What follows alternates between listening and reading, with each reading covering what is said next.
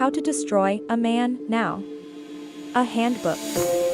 By Angela Confidential, Doctor of Psychology. Ooh.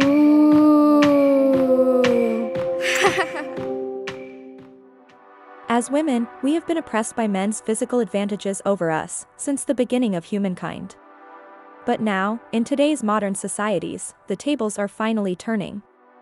Especially with the advent of the internet and social media, and the economy's transition from manufacturing to information, women are leveraging their natural advantages, like our social skills, emotional intelligence, and communication, to gain power.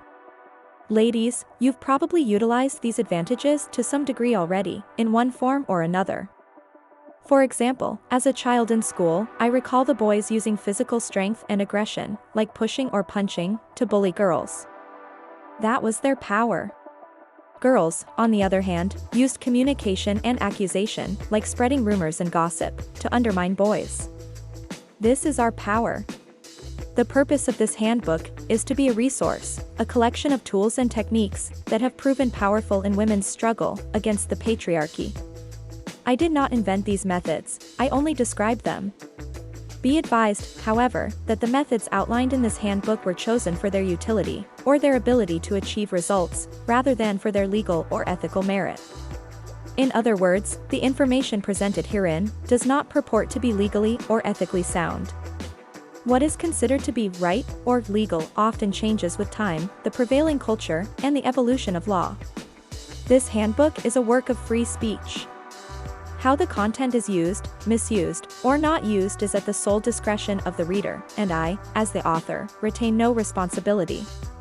Similarly, I'm publishing this book under the pseudonym of Angela Confidential, to protect from backlash. Enjoy. Chapter 1. The Damn Fundamentals. Let's begin with some introductions.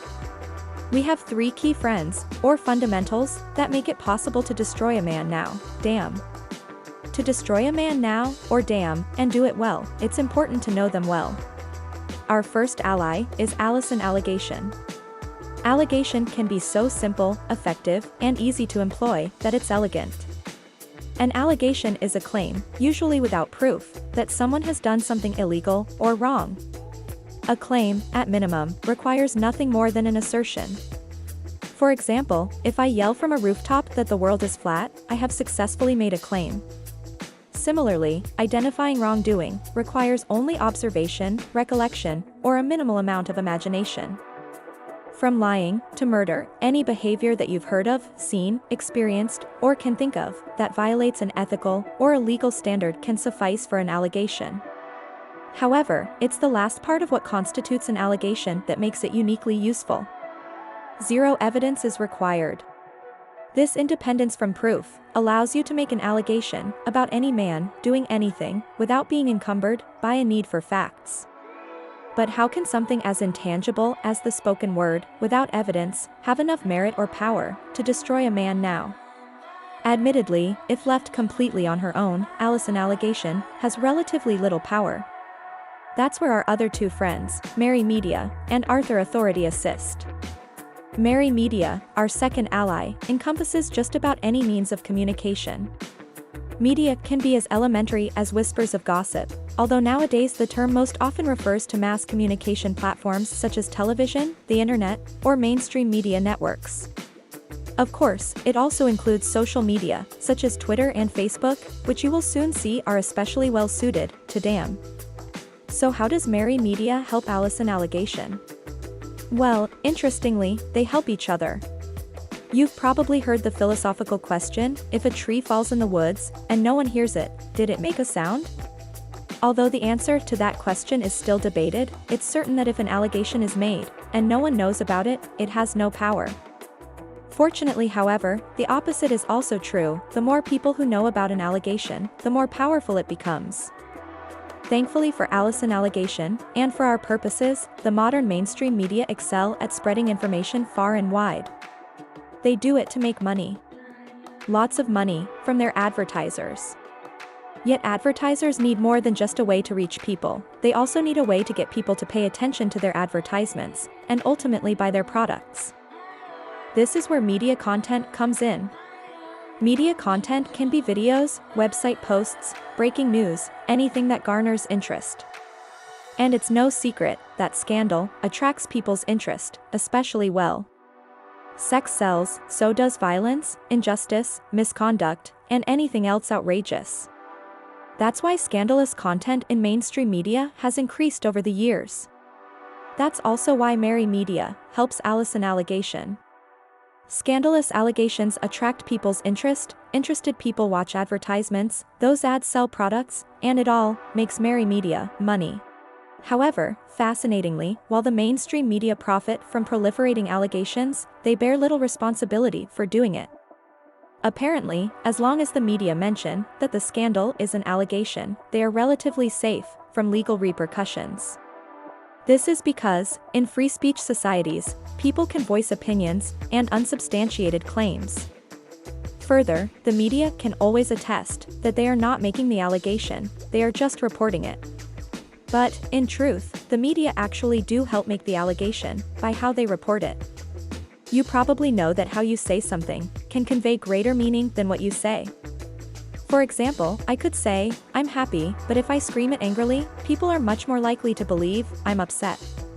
With that in mind, try listening carefully to how mainstream media say the word allegation when reporting a story. Either they say it in a positive tone, as though it's something good, or they say it quickly, as though it's insignificant. They also use the word allegation, or alleged, instead of using terms such as unsubstantiated claim or accusation without proof, to de-emphasize that evidence is lacking. Even more cleverly, after the media make an allegation popular, by broadcasting it far and wide, they then circle back later and broadcast how so many people are talking about it. Further, they support people who make allegations by promoting them as courageous for coming forward. These tactics get even more people interested and encourage others to make similar claims. Finally, the media then cite the increasing number of allegations and growing public outrage that they helped create as being too numerous to be ignored, or as evidence of truth. In a court of law, a man is considered innocent until proven guilty, but in the court of media-managed public opinion, a man, serially accused of a scandal, is guilty until proven innocent. In this way, an allegation does not require evidence to damn because, through media manipulation, it becomes its own evidence. Thousands, even millions, of people can become organized against one man. Likewise, the evidence and public perception of guilt created by Allison allegation and Mary Media's synergy can become so prominent and powerful that our third ally, Arthur Authority, has a duty to step in, and it's authority that really helps us put the destroy in destroy a man now. Authority is defined as any person or organization that has the power to control, direct, punish, and so on, which is exactly the kind of power we need to destroy a man now.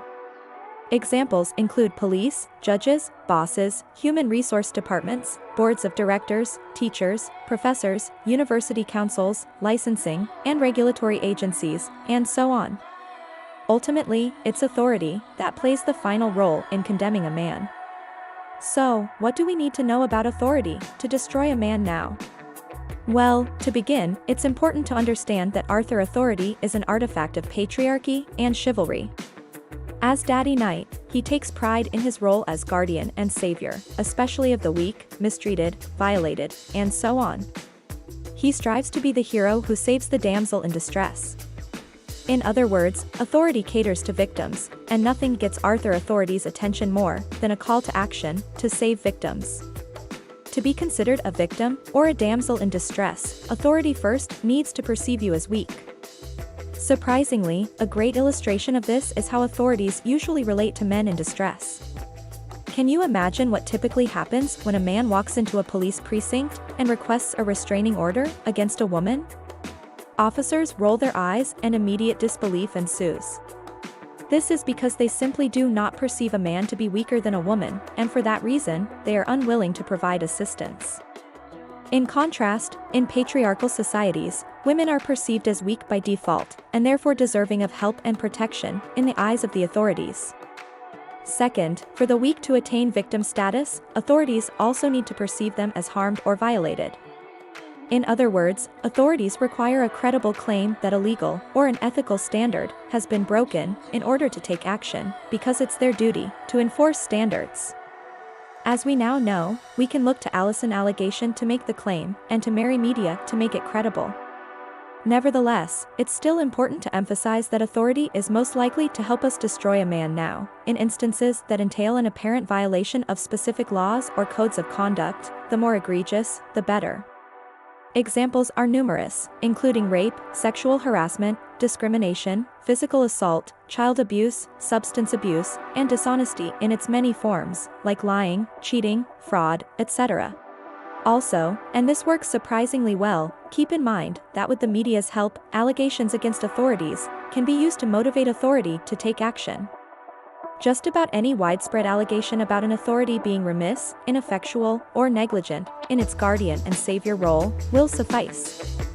For instance, a televised allegation about a company ignoring sexual harassment in the workplace is enough to motivate the company's human resources department to hunt the accused man, and anyone who failed to report his scandalous behavior to human resources.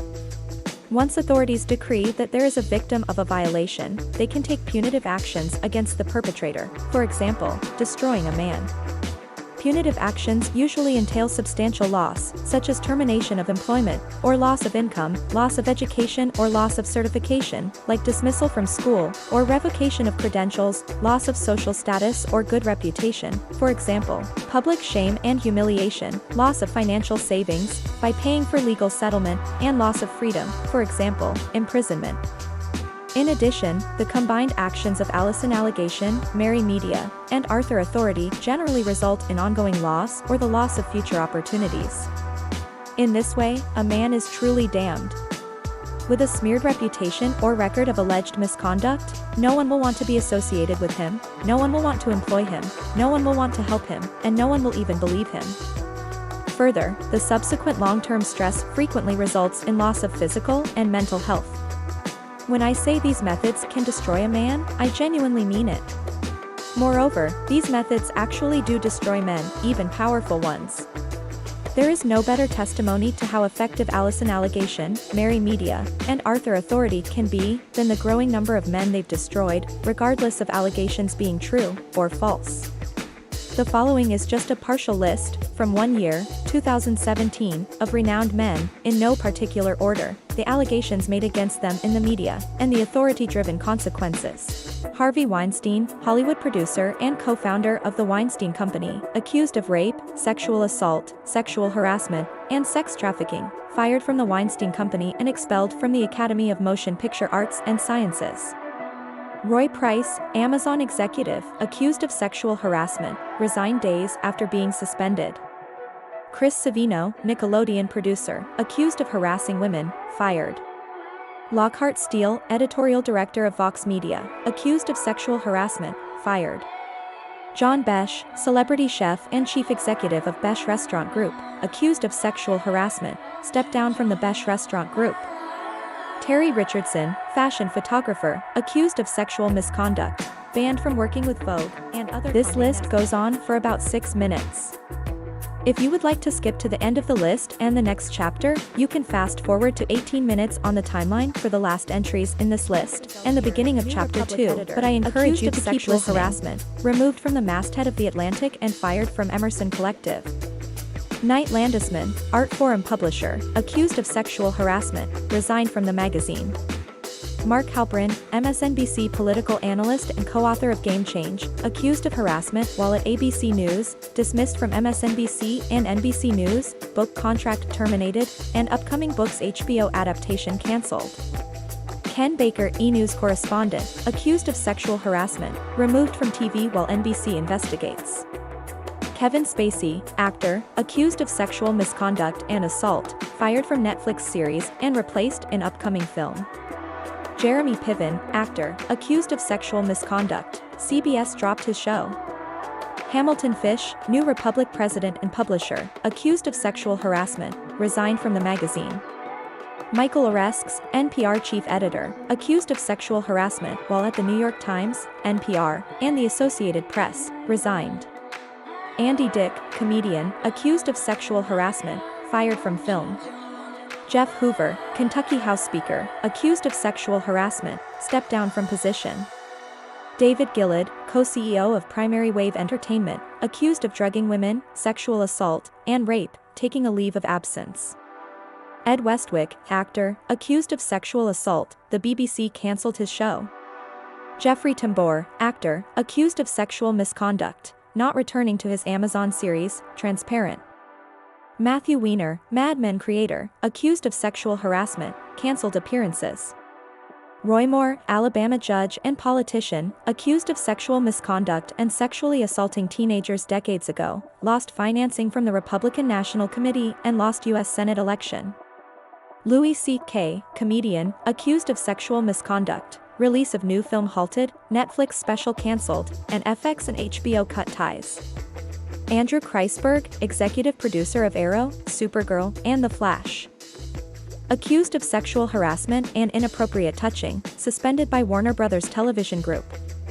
Eddie Berganza, editor of DC Comics, accused of sexual harassment, fired by Warner Bros. Television Group and DC Entertainment.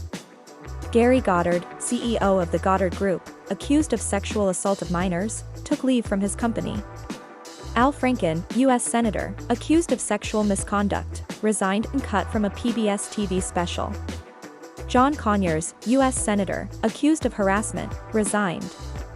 Glenn Thrush, New York Times White House reporter, accused of making drunken, unwanted advances on multiple women, suspended from the New York Times. Charlie Rose, PBS and CBS television network host, accused of making unwanted sexual advances, groping women, exposing himself, and making lewd phone calls, fired from CBS, and PBS cut ties. John Lasseter, Pixar and Disney animation chief, accused by several women of unwanted touching, taking a leave of absence. Matt Lauer, NBC Today show host, accused of inappropriate sexual behavior in the workplace, NBC News terminated his employment. Garrison Keillor, author and the creator and former host of A Prairie Home Companion, accused of inappropriate behavior with a woman who worked with him, Minnesota Public Radio is terminating his contracts. Russell Simmons, entrepreneur and co-founder of Def Jam Recordings, accused of rape and harassment, stepping down from his companies. Warren Moon, NFL Hall of Fame quarterback and the co-founder and president of Sports One Marketing, accused of sexual misconduct and discrimination, taking a leave of absence from his job as a member of the Seattle Seahawks game day broadcasting team. Mario Batali, TV star and chef, accused of sexual harassment, stepping down from his company, Batali and Bastianich Hospitality Group, and his daytime TV job on The Chew. Ryan Lizza, correspondent for The New Yorker, accused of sexual misconduct, fired from The New Yorker. Alex Kaczynski, California federal court judge, accused of sexual harassment, abruptly retired. Jerry Richardson, owner of the Carolina Panthers, accused of sexual harassment, selling the team he founded. Blake Farenthold, politician, accused of sexual harassment and gender discrimination, withdrew from re-election and retired from Congress. Tavis Smiley, talk show host, accused of sexual misconduct, PBS suspended his show. Carl Sargent, cabinet secretary for communities and children in the Welsh government, accused of sexual misconduct, suspended from his job and committed suicide. As a reminder, this is just 1 year, and we are just getting started. Chapter 2. The Destroy a Man Now online method. With the fundamentals as our foundation, we can now shift our focus to tools and methods. The technique outlined in this chapter, called the Destroy a Man Now online method, is so easy to do, yet so powerful, that it's truly phenomenal. Allow me to illustrate with the following vignette. It's Valentine's Day, early morning. Sam Mann awakes abruptly to his cell phone ringing at his bedside. Normally, he'd ignore such an early call, but his cell rings incessantly. Knowing that people rarely blow up his phone with good news, especially before dawn, Sam braces himself for an emergency and answers the call.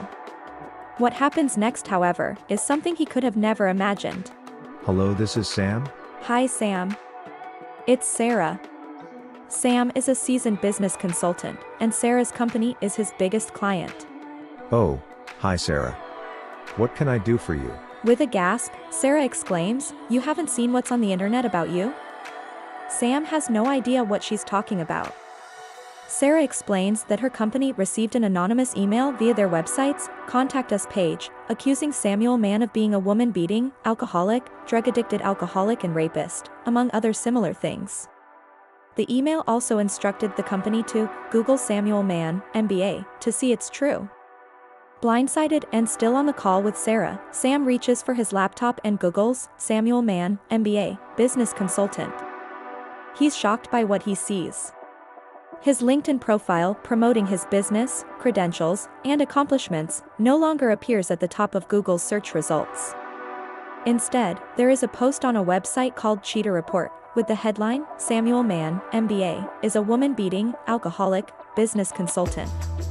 Immediately below that search result is another listing on a website called Report My Ex, with the headline, Business Consultant Samuel Mann, MBA, is a psycho-rapist pedophile, followed by a similar post on Ripoff Report, and it goes on and on.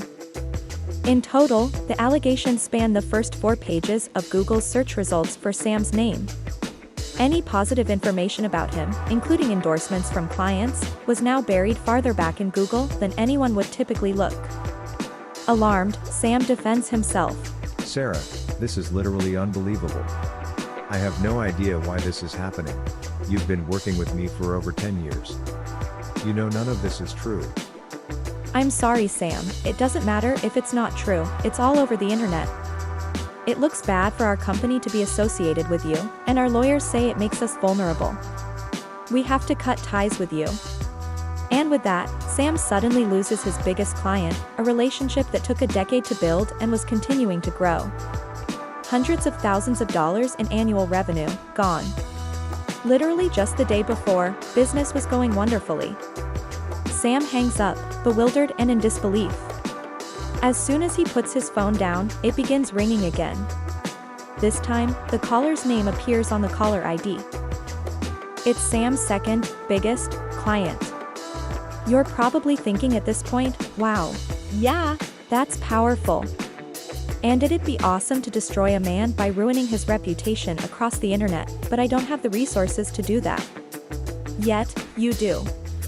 That's the beauty and genius of this method. With as little as an internet connection and minutes of your time, you can destroy a man worldwide overnight. Certain types of media, such as complaint websites and Google's search engine, are key to enabling the Destroy a Man Now online method. Nonetheless, to maximize results, it's still important to tailor all 3 fundamentals, beginning with allegations. Crafting allegations. Keep in mind that the allegations you craft for the Destroy a Man Now online method will be presented as listings on internet search engine results pages when you search for something via Google or Bing. For example, here are just some of the many real listings or crafted allegations that Google serves up at the time of this writing, January 4, 2018, for the name Darren Ambler, who apparently has been a target of the Destroy a Man Now online method. Darren Scott Ambler, New Jersey, stalker predator. Cheaterland.com Darren Scott Ambler, New Jersey, stalker predator sociopath. April 3, 2017, Darren Scott Ambler resides in the Delran section of southern New Jersey. Darren Ambler is a pharmacist by trade and is the sneakiest, liar, sex addict. Darren Ambler, pervert, sex addict, sociopath, conman, New Jersey. Pervertreport.com/Darren Ambler, pervert, sex addict, sociopath, conman, New Jersey. May 20, 2017, Darren Ambler is a 39-year-old sex addict, pervert, con artist, liar, internet addict and former drug addict. Darren is dangerous because he really believes there is nothing wrong with him and that everyone else is either crazy or out to get him. Typical sociopathic, sick, demented behavior. Darren Ambler, New Jersey, liars, cheaters, and bastards. Cheatersandbastards.com/Darren Ambler, New Jersey. July 9, 2016, please stop Darren Ambler. He is a womanizer, con man, cheater, liar, sex addict, and he suffers serious mental problems. Beware. He only wants sex and possibly money. He is a professional liar. He is an internet stalker. The list goes on and on and on. You'll notice from these rudimentary examples that each search engine results page listing, or crafted allegation, begins with a post title or headline that has a web address underneath, and a snippet that provides a sample of the content. We'll talk about how and where to post the allegations online in the media section of this chapter, but first, it's important to highlight what makes a crafted allegation work best for search engine listings and for our Destroy a Man Now purposes. Although formats vary somewhat, most of the websites you'll be leveraging will require your allegation or post to have a title and content. Above all, both the title and content need to name the A, M and damn. In other words, they should clearly identify, in multiple ways, the man you seek to destroy. If the man has a relatively unique name, that's great, the search results Google returns will likely refer to him. But if the man has a common name, such as Joe Smith, search engines may return some results you didn't craft, which could get in the way. In either case, it's best to make the post title and content as specific as possible by including a man's full name and any titles he has, like doctor, pilot, or president, or credentials like MD, MBA, or PhD, and affiliations, like a company, business, or organization, along with other identifying information, such as his address, phone numbers, and age. For instance, Dr. Joe Allen Smith, MD, ENT specialist, 40 years old, at Buffalo General Hospital, 585-555-8585-321, Sweet Home Road, Amherst, New York, is far better than just a Joe Smith. The more identifying information you include, the easier it is for Google to serve up allegations about the specific man you're targeting. And let's not forget about the power of pictures. Pictures are worth 1,000 words, as the saying goes, and Google appears to agree since it provides images related to search queries near the top of their search results.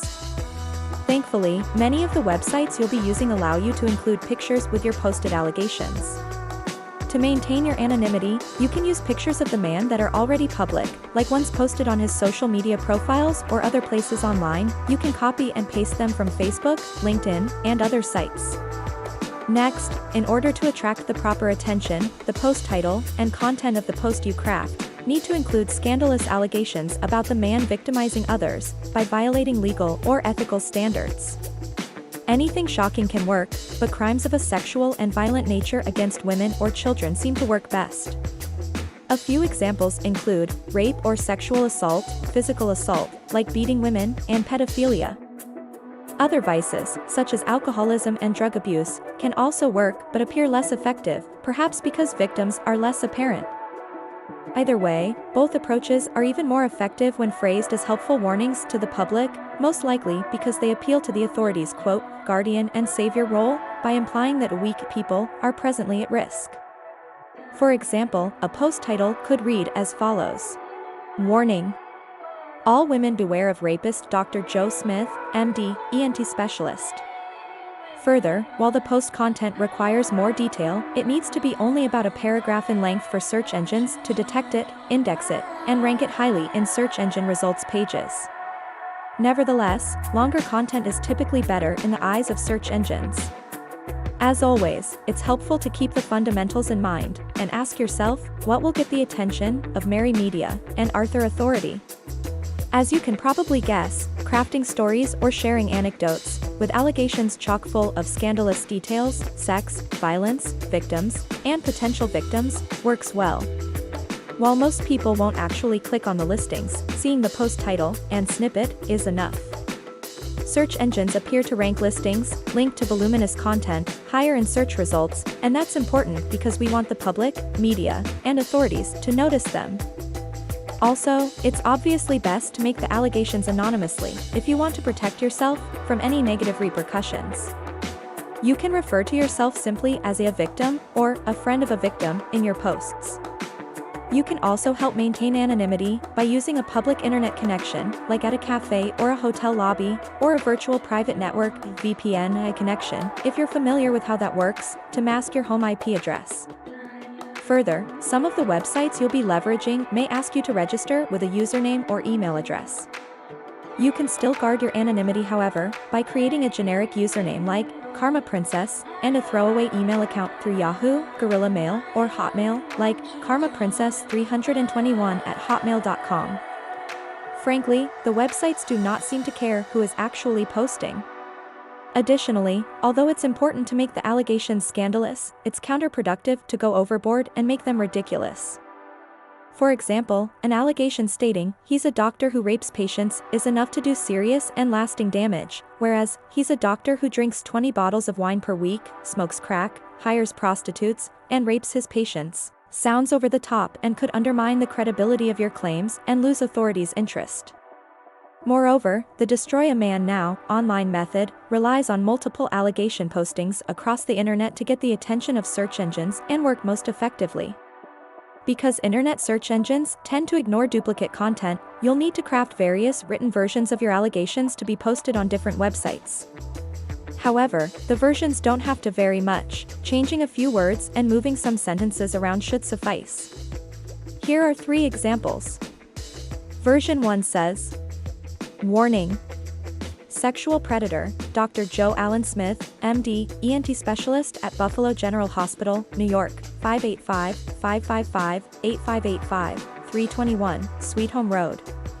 I'm a former patient/victim of Dr. Joe Allen Smith, MD, ENT, and I'm posting my experience here to protect other victims from what happened to me. He works at the hospital in Buffalo and lives at 321, Sweet Home Road in Amherst, New York.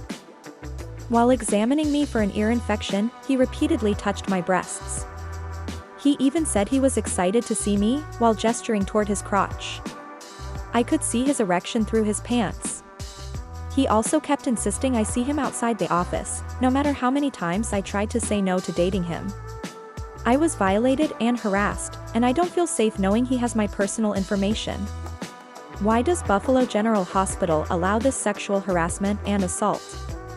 I heard that Dr. Joe Allen Smith, MD, ENT specialist, does it to other patients too. Don't trust Dr. Joe Allen Smith." Here's version 2. "All women beware of 40-year-old pervert and rapist, Dr. Joe Allen Smith, at Buffalo General Hospital and his home at 321, Sweet Home Road. I was Dr. Joseph Smith's patient, and now I'm his victim. I saw him for a throat infection.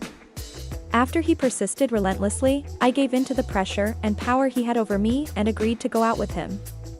Then he raped me. He's also a raging alcoholic. He drank so much on our date that he became a violent monster. I also think he drugged me with prescription medication. Do not trust Dr. Joseph Allen Smith. And watch out for any calls from his phone, 585-555-8585. Don't even be alone in the same room with him. Google his name, and you'll see I'm not the only victim."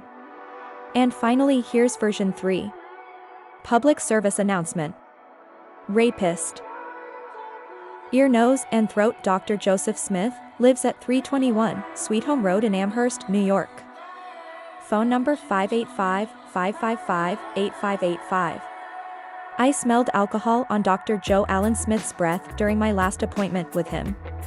This alcoholic sex addict also slurred his speech and tried to grope my breasts while examining my nose at Buffalo Hospital. I had to leave his office when he wouldn't stop and started to get violent, but I was too embarrassed to make a scene or tell anyone. No one else should be made into a victim like I was. Spread the word so there will be no more victims of Dr. Joe Allen Smith. Tell every woman you see, and post on social media to avoid this man. And to all the other victims I know are out there, please, please, please complain to Buffalo General Hospital and share your story with police. We have to stop Dr. Joe Allen Smith, ENT specialist, before he hurts more women. Finally, periodically posting different versions of allegations, like the examples just shown, to websites over time can help keep scandalous listings for the man you're targeting at the top of Google's search results. As few as 1 post per week on a website, about 10 minutes of your time, is enough to keep your allegations fresh and trending in Google's headlines indefinitely. Now let's move on to discussing the websites where you can post the allegations you've crafted. Leveraging media. As you know from Chapter 1, it's difficult to destroy a man now, without Mary Media's help. This is especially true for the Destroy a Man Now online method, because it relies on help from specific types of media, mainly websites, and Google's search engine. Complaint websites are the most crucial type of website to leverage for the Destroy a Man Now online method. You've probably come across them while searching online for a business or product review, but if you're not already familiar with them, they depict themselves as websites for people to voice opinions and share their experiences publicly. Basically, they make it free and easy for people to post their reviews and complaints on the internet for all to see. Examples of complaint websites include the infamous and long-standing Rip-Off Report, along with Complaints Board and Pissed Consumer. In addition to websites like these that are geared to attract consumer complaints about businesses, products, and services, there are also a seemingly endless number of dating and relationship complaint websites, such as Report My Ex, Beware, and Cheaters and Homewreckers, where you can easily post allegations. For your convenience, here's a list of over 50 complaint websites available online at the time of this writing. These websites profit tremendously from using public complaints as a legal form of extortion. As alluded to in Chapter 1, media of this kind shield themselves from legal repercussions by attesting that they do not create the content published on their websites like the complaints, rather, they are just providing a forum for people to convey it. In that regard, complaint websites can hide behind free speech laws and other statutes pertaining to freedom of expression on the internet, such as the Communications Decency Act, Section 230. Similarly, many complaint websites actually promote the fact that they do not monitor, censor, or verify the content posted on their platforms, saying they are providing an open forum, while at the same time, absolving themselves of responsibility for said content. What invariably happens, however, and what these websites bank on, is that users post complaints that damage reputations and result in substantial losses for people and businesses. Then the websites refuse to remove the complaints, unless they are paid to do so. And the payment they demand for removal is exorbitant, ranging from hundreds to thousands of dollars per post. Moreover, many of these websites make it exceedingly easy to proliferate complaints across the internet by offering users the ability to instantly publish copies of their complaints on multiple affiliated websites. They want your posts to appear everywhere online so people will notice them and pay to have them removed. This process is akin to blackmail.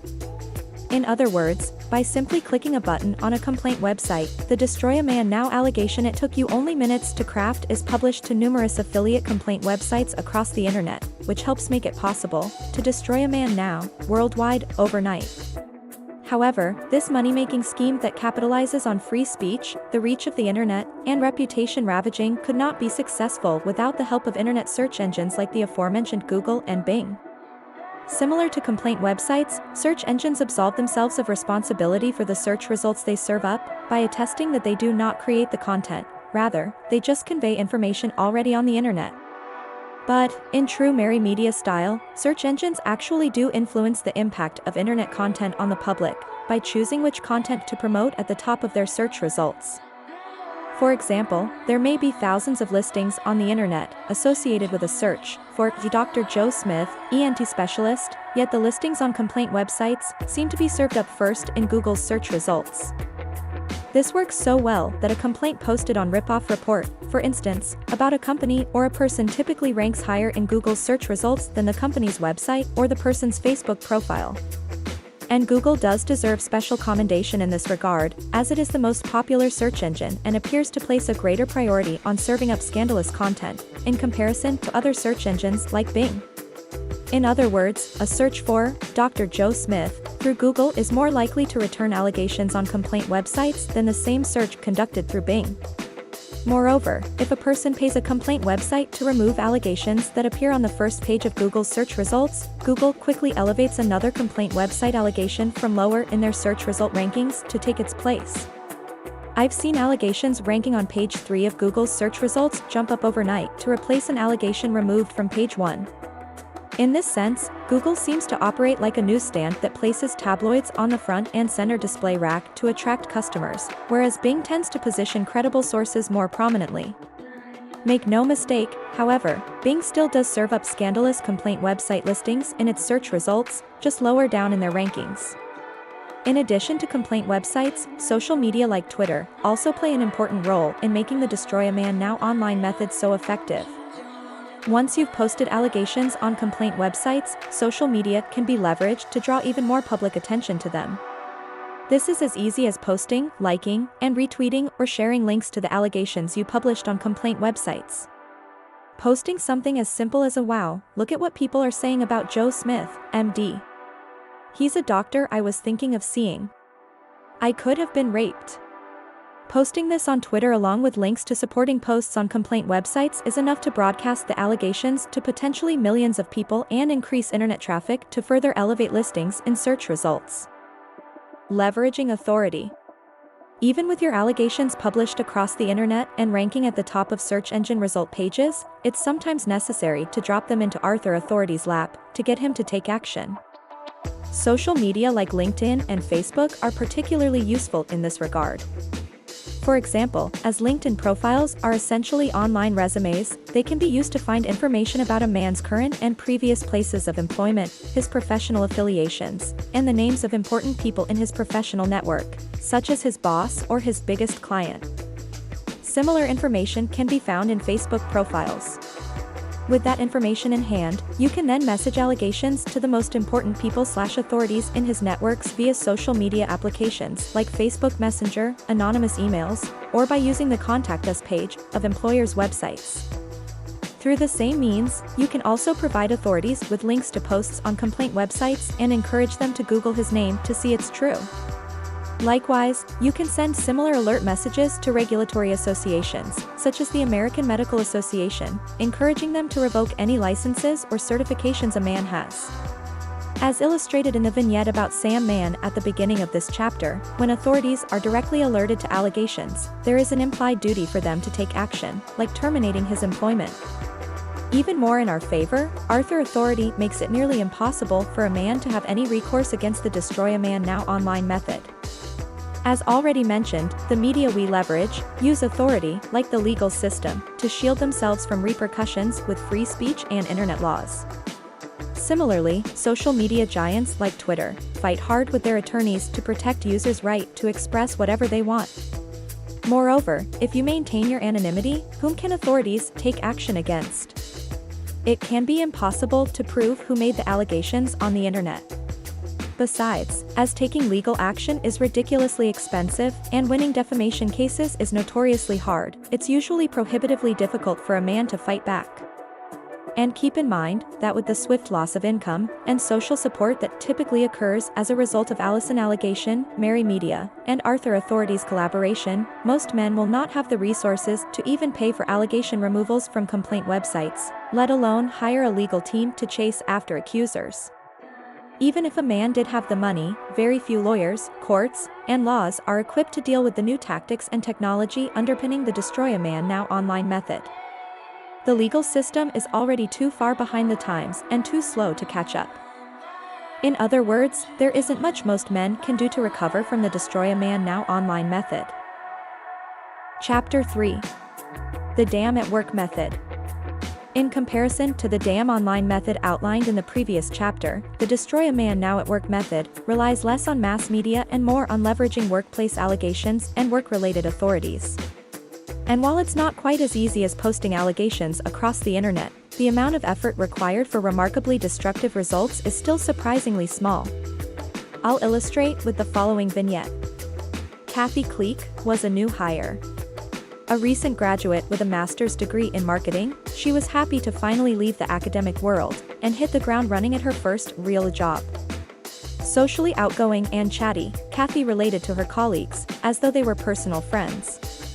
She started a company bowling team, went to happy hour with coworkers, and was devilishly excited to engage in office gossip. Upper management liked her energy, initiative, and people person personality. It wasn't long before she developed a close-knit group of followers at work.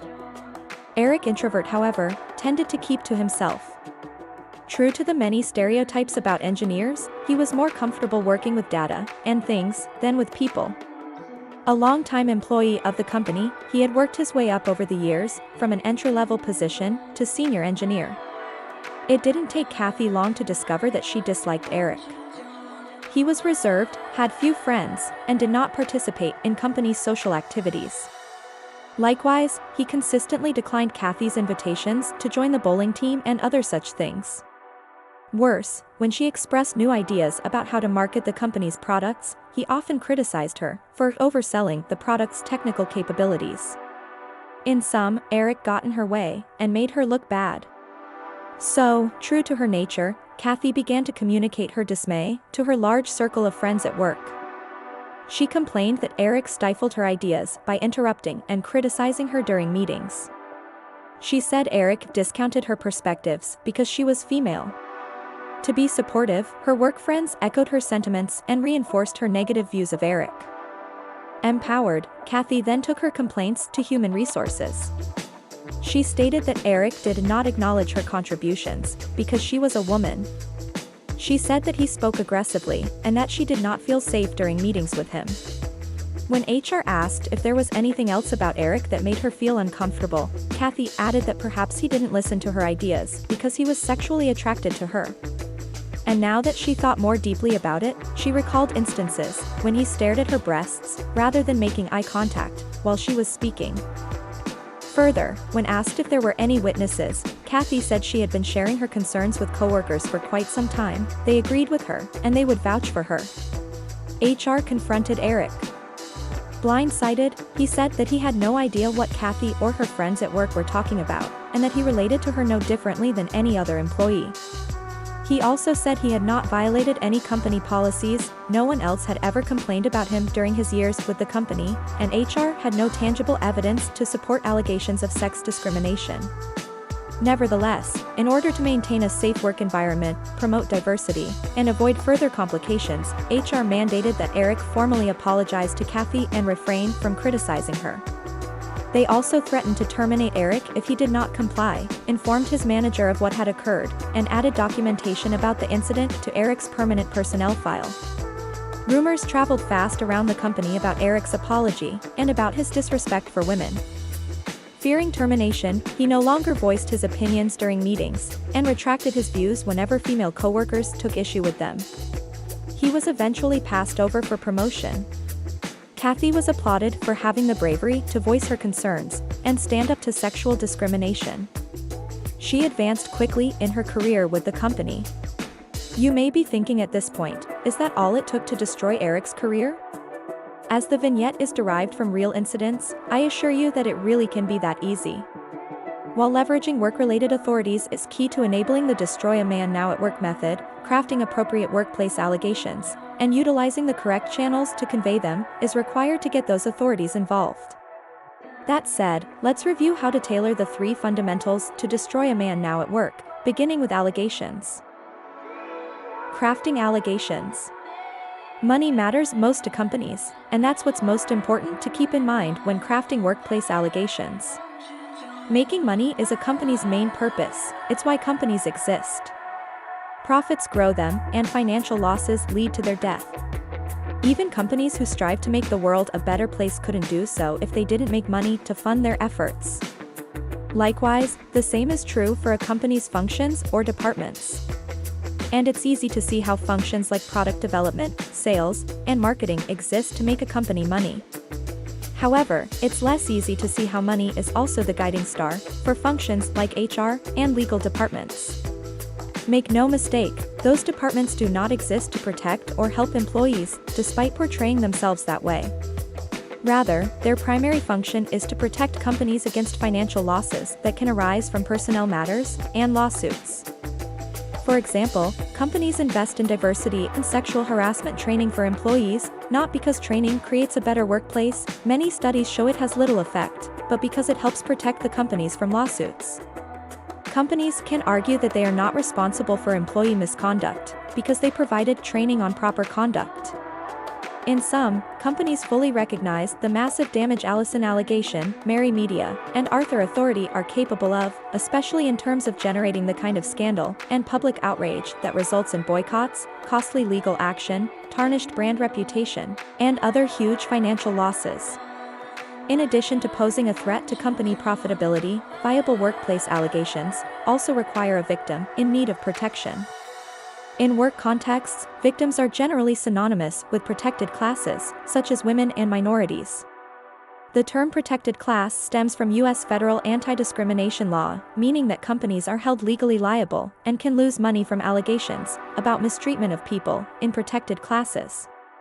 Similarly, people who have less power in organizations, due to their position, title, or status, like entry-level employees, can also be considered victims of those who have more power. For instance, because business owners and managers can tell employees what to do and terminate employees who do not comply, they can easily be perceived as misusing their power or mistreating their subordinates. Combined, people in protected classes and in lower-level positions, such as female subordinates, make excellent victims for workplace allegations that can destroy a man now. So, when we boil it down, simple and familiar ingredients for crafting destroy a man now at work allegations emerge. Claims made about a male employee doing something scandalous to a victim.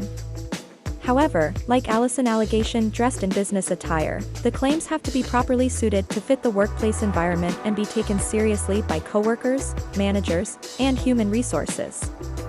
Fortunately, scandalous yet plausible claims can come from magnifying just about anything a man does with a potential victim.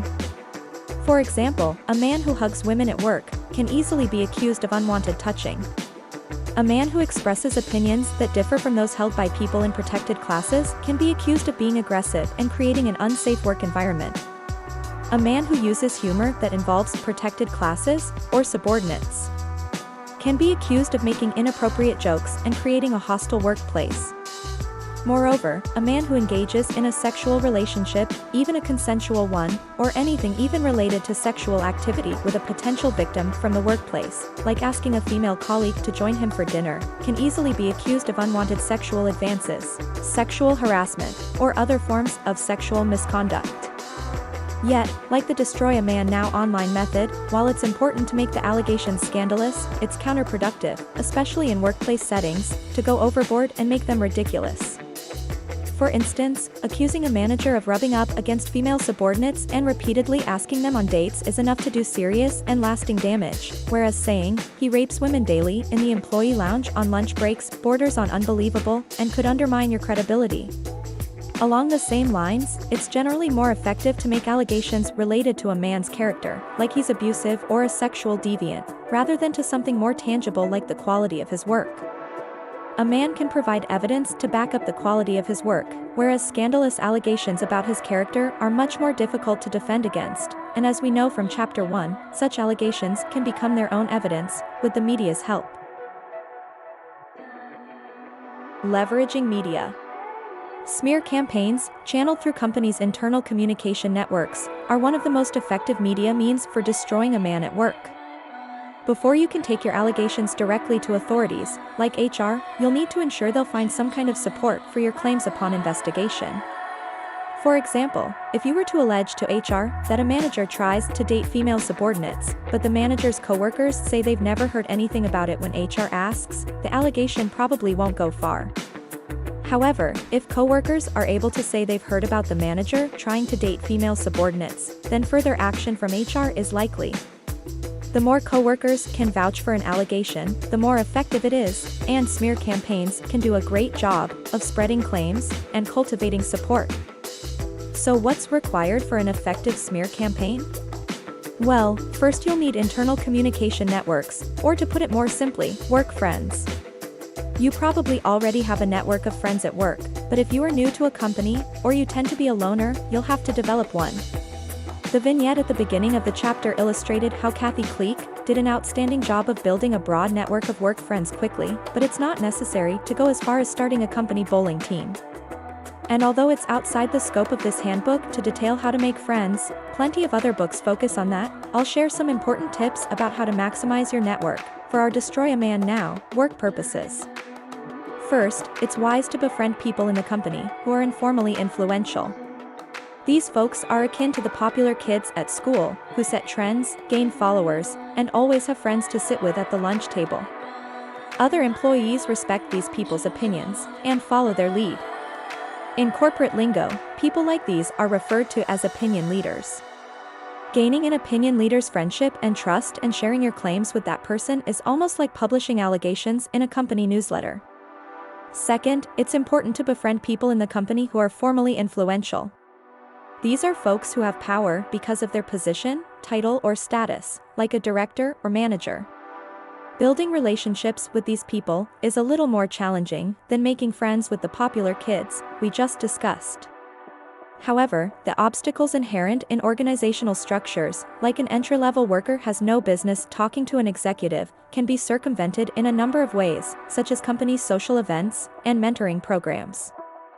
For instance, there are usually opportunities to strike up conversations with higher-level employees at company-held birthday celebrations, retirement parties, and similar events. Likewise, you can join company clubs, such as the Event Planning Committee or the Diversity and Inclusion Group, that provide opportunities to network with people at various levels throughout the organization. Further, mentoring programs offer great opportunities to build close relationships with high-level people, relationships that are intended to provide support for dealing with sensitive or controversial company matters, such as a hostile work environment. Third, it's useful to have many people in your work network. Even if they don't know you on a deep personal level, the sheer number of people who know of you and think positively of you can help greatly in terms of supporting your claims and spreading your allegations. The rule of reciprocity is also important to keep in mind here. People are more likely to think positively of you and do something for you if you've done something for them. So be friendly and helpful to others in the workplace whenever you can, as your favors will tend to be remembered and returned in kind. Moreover, besides being useful for our Destroy a Man Now purposes, acting on opportunities to be friendly and helpful can advance your career in general. With your network of work friends established, you can then begin your smear campaign. Everything we've already covered about crafting allegations applies here.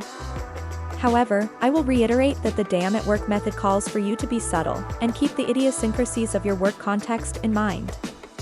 For instance, setting up a formal meeting with a random employee to claim you've been raped by your manager will likely cause that coworker to become uncomfortable and pass responsibility onto HR prematurely, either by going to HR directly or encouraging you to do so. In contrast, however, saying something more subtly to a work friend during lunch, such as, "I'm dreading my next meeting with my manager, I always catch him looking at my breasts," is far more effective, especially if the work friend is an opinion leader or has high-level status in the company. A comment phrased and delivered in that manner can fuel gossip that will spread your claim and garner its acceptance company-wide. Likewise, similar comments made to multiple coworkers over time, "Be careful not to overdo it," can create a groundswell, and soon employees will be whispering things like, "Watch out for that manager. Everyone says he's a creep who can't keep his eyes off women." While internal company communication channels are notably effective for destroying a man at work, media external to the company can also be leveraged to great effect. For example, the Destroy a Man Now online method, outlined in Chapter 2, can easily lead to a man losing his job, and can even be combined with the damn at work method. However, if destroying a man's career is your primary intention, it's especially helpful to include scandalous workplace conduct allegations when posting on complaint websites and social media. Similarly, as the examples in Chapter 2 illustrate, it's also helpful to post/identify a man's place of employment, his job title, and his work-related victims. Because they are public, those allegations alone can be enough to get authorities like HR and legal departments to take action, especially if they align with the allegations you've spread within the company. Leveraging authority. When it comes to the damn at work, or Destroy a Man Now at work method, the relationship between authorities affords the greatest leverage, mainly the relationship between authorities internal to the company, such as HR, and authorities external to the company, such as the legal system. As alluded to earlier, companies are fearful of financial losses imposed by external authorities, and it's a responsibility of company functions, like HR and the legal department, to protect against those losses by ensuring that regulations are followed, and by defending against claims to the contrary. So, company authorities still operate as protector and savior, but it's the company, and not you, they strive to protect most. However, that also means you can leverage the threat of going to external authorities as a way to motivate company authorities to act, like conveying that you'll take your concerns to police if HR does not do something to address your allegations. With all that in mind, the actions of company authorities can be understood in two ways: managing allegations before they reach the public, and dealing with allegations after they are publicized. Companies manage pre-public allegations by acting to quiet them and avoid the financial losses that can result from lowered employee productivity and morale and legal claims. These actions can take several forms, beginning with coercing the accused to apologize to the accuser. An apology by the accused costs the company nothing, is relatively quick and quiet, and can save the company money by retaining employees involved and avoiding the costs of new hires. Indeed, company authorities hope an apology from the accused will defuse allegations and reduce escalation. Likewise, HR may separate people involved to alleviate tensions by transferring them to different areas of the company, staggering work hours, and so on. Company authorities also document incidents and the steps they took to resolve them, to defend against possible legal problems. Although these actions may not initially appear severe enough to destroy a man, they actually work very well for our damn purposes. Most people perceive an apology as an admission of guilt, with the basic thinking being, why would he apologize if he didn't do anything wrong? While the apologizer usually does it because he fears losing his job, it's rarely understood by others that way. Similarly, when the company separates the accused from accusers in the workplace, people assume the accused is guilty, with the thinking being, why would the company transfer him if he wasn't a real problem? And documentation about the incident is a scandalous scar on the accused personnel record, hindering favorable performance reviews, promotions, and more. As shown with Eric Introvert in this chapter's vignette, these actions are plenty to destroy a man now. The man's reputation is ruined, his opinions are discounted, he's passed over for career opportunities, he is effectively condemned in the workplace. If, however, scandalous allegations about an employee become public, or it's apparent that they will become public, the easiest way for a company's authorities to avoid repercussions from external authorities is to cut ties with the accused. More specifically, when the potential financial losses to a company, from boycotts, tarnished brand reputation, or expensive legal action, exceed the money that could be saved by keeping the accused employed, the company will terminate his employment or force him to resign, which meets our damn intentions. Notice that concepts like truth, justice, or right and wrong are not at play here. Rather, when companies are involved, it's all about money. Finally, it's typically better to leverage internal company authorities before appealing to external authorities. Unless your allegations qualify as violent crimes like rape, the claims you've crafted and spread through your workplace network, like sex discrimination, will likely matter more to a company's authorities than to external authorities.